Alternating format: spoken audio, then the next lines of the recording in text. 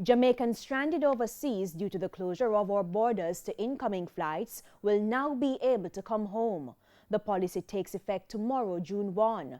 The ports have been closed to incoming passengers for close to 3 months. Prime Minister Andrew Holness made the announcement minutes ago at a press conference that is still underway.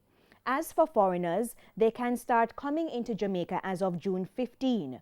Now, to the work-from-home order, those have expired. That means those Jamaicans who are required to physically enter their offices can do so as of tomorrow. We need to do this in a safe way. We must continue to protect lives while securing our livelihoods. As we move to further relaxing a number of the control measures that we have in place, we're not relaxing any of the standard infection prevention and control protocols.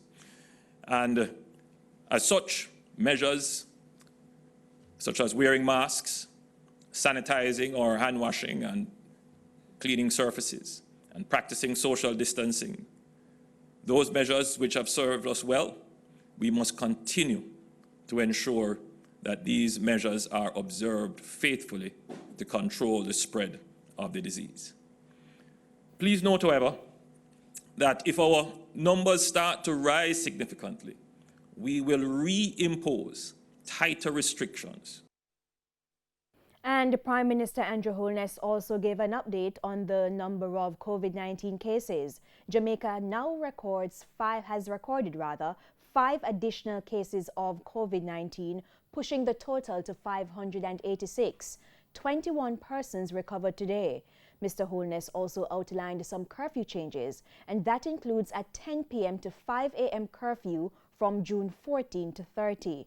The curfew now in effect will end at 5 o'clock tomorrow morning. And just to let you know that the Prime Minister's press conference is still in progress, and we'll have more details in subsequent newscasts.